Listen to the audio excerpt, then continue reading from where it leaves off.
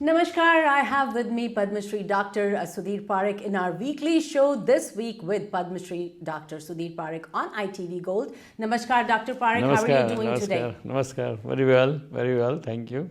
You know, as you have this weekly show and we talk about the current events happening. So tell me, be in the headlines news from last night, FBI, it had a raid on President Trump's Mar-a-Lago resort. So your comments on the ongoing Trump investigation? Well, I think it's a kind of judicial investigation. I think we have no right to comment on that, really, because it's a sub judice subject. And so there is no, because we don't have any real information. So I think I would say that it's surprise, but let's see what happens. We'll know whether I'm sure that they have good reason to go in, and then if see whether they can find something. If not, then we'll see what's its repercussion.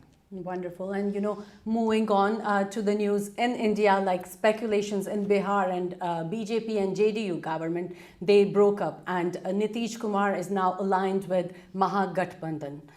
Your comments on that, please. Well, I think Nitish Kumar is one of the most savviest politician in Indian politics. And as you can see, he is a chief minister for last 20 years now, 18 or 20 years. And he knows how to survive. And each time that's why sometimes some people say that he is a kind of Paltu chief minister, means he pallet his position very frequently.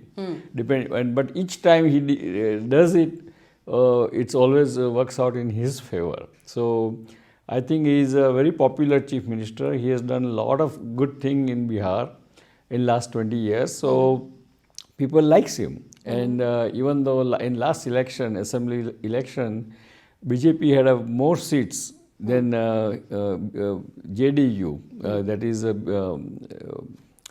Nitish Kumar's party. Still BJP made him chief minister. Right. Because his face and his work and his popularity is so much. But now I think Nitish Kumar is smelling that probably BJP is trying to overpower him. Might be just what happened in Maharashtra can happen there. They may break the JDU by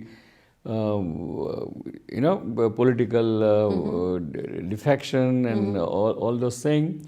So I think before it happens, I think he realized that, and I'm not sure whether it is all. I mean, there is a rumor that there will be split, but is it split already? It's already split. Oh, yes. okay. Yes. So then I think yesterday's show, what I was watching, one political talk show, they were speculating that there's going to be a split, and I think probably Nitish Kumar thinks that with the Gathbandhan he has a better chance of winning than staying with the BJP, because eventually BJP will definitely dominate his party and him.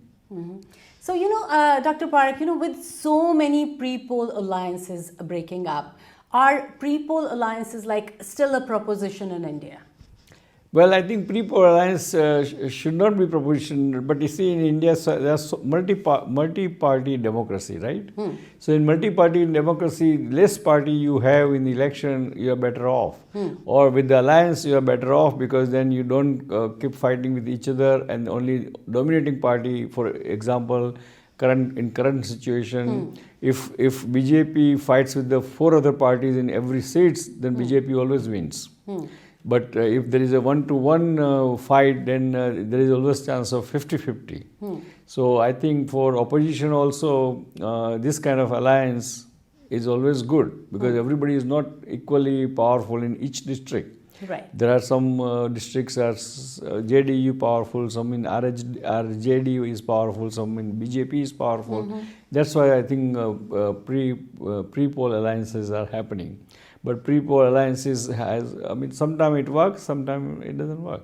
Wonderful. And, after this, I want to move to Commonwealth Games. And, in this which just recently concluded, and India stood strong at number 4 with 22 gold and overall tally of 61 medals. So how does India continue this momentum into Olympics and other international competition? Well, I would like to congratulate all those sports personality who won or brought the gold medal, silver medal or bronze medal for us. We are proud of them.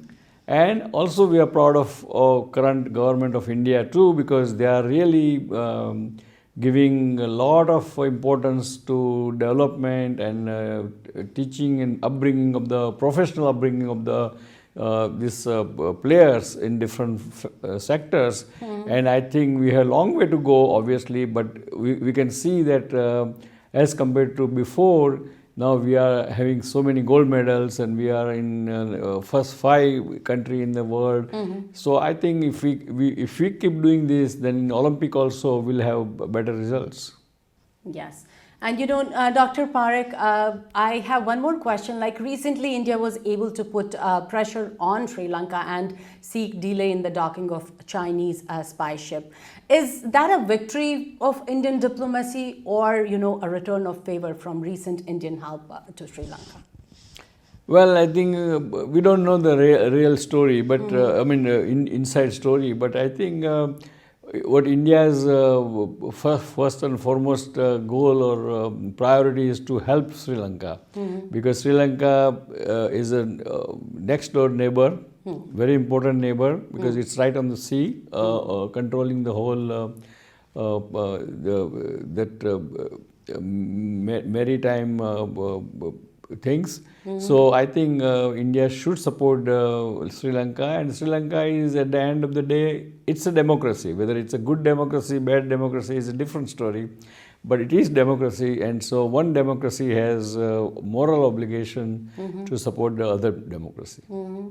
And you know, I know, Dr. Parikh, you read a lot of stuff and you read about everything. And I really do salute you for that. So my next question to you is about mortgage rates. You know, with the mortgage rates going past 6% and continuing to increase, what impact does this have on both short-term and long-term real estate prices? Well, short-term and long-term, the real estate going to get depressed, because once mortgage rate goes up at certain level, a lot of people will move out of the affordability zone. So I think it's a bad news for buyer and also bad news for seller too, because now probably last year they were getting the price of the house more than their appraised value. Now they may get even less than their appraised value because there are not many buyers. So it's a demand and supply thing. And so this high mortgage rate is not good news for real estate industry. Lot of real estate developer may go out of business, but that's a fact of the life. And whenever inflation comes, this thing happens. And now my next question is about this heat wave that's going on right now. So tell me, as a doctor, what are the best practices to live a safe and healthy life during peak summer months? Well, in the peak summer month, particularly since last 10 days, we are experiencing here in New York area, 90 plus temperature, Yes. very high humidity. I think best thing to do is to stay indoor, stay in air-conditioned environment if possible, and do not go out and venture out outside during at least not till early evening. And particularly for drink a lot of water, hydrate yourself, and particularly the elderly, 65 and above, one with the other comorbidities, other diseases, they should be very careful and stay indoor rather than venturing out. And that's my medical advice to all the people, just to kind of get over this heat wave. And you know, sometimes what happens is, like us, we have our parents visiting us from India, and we have to just go quickly to a convenience store or somewhere, and we tell them, okay, you come with us and sit in the car. Do you think it's a good idea right now to just let them sit in the car, and you, even if you go down to just pick up milk or coffee or whatever you want to pick up, do you think it's a good idea just to even sit in that heat in the car? Well, I mean, if it is air conditioner running, then it's not bad idea. But if it is not running, then it's a bad idea, of course. Yes. You know, Dr. Parikh, since I spoke to you last time, and I remember you said that you are a Bollywood buff. And my question to you is, you know, if you wake up one fine morning and you find yourself turned into your favorite actor, my question to you is, who would that actor be, and what role would you want to play, and from what movie? Well, I mean, just related to this question, when I was in college, a lot of people were telling me that I looked like Sanjeev Kumar. I think so too. So I think probably by mistake I become doctor rather than actor, you know. I could have been actor if I wanted to be. But anyway, I'm just kidding. I think to me there are two actors are really my favorite. If I wanted to be actor, either I can be like a Sanjeev Kumar. If you see the Sanjeev Kumar's movies, it's very versatile. He was very versatile actor, right from Khilona to Sole, right? And he was, I think that time Bollywood, in 60s and 70s, he was #1 real actor in the Bollywood. Even that time Rajesh Khanna and Amitabh Bachchan, they were not that popular. So, and before that, my favorite, if I would be actor, I would be like Guru Dutt. Okay. What kind of role would you want to play? Well, I would like all of a sudden you are an actor now. No, I would like to play any kind, all kind of roles, and particularly I would like to play more of a romantic and more emotional role, just like Guru Dutt played in the Pyasa or Kagaz Ke Phool, you know. That was I mean, very memorable role. Absolutely. And same thing. Even Sanjeev Kumar played a lot of such role. Very romantic. Very romantic. Very emotional. Emotional and very naughty. Particularly Dilip Kumar. You know, if you see the Dilip Kumar's old movie like Naya Daur or something, it's he is a kind of though he's from the village, he's still very peppier, very vibrant, very naughty, very fun-loving, and that's what at that age, college going age, the girls like that kind of boy who is naughty and who is intellectual together. Right. So I definitely would want to, thank you for coming and talking to me. But before that, before I say bye-bye to you, you have any message for ITV Gold viewers? Yes, dear friends, we are approaching end of the summer, and now a lot of festivity will come, Ganesh Chaturthi, Navratra and the Deepavali. So be ready for that, but be careful. Remember that COVID is still around. Whenever you are indoor with the crowd, wear the mask. If you are not boosted, get booster vaccination and be safe.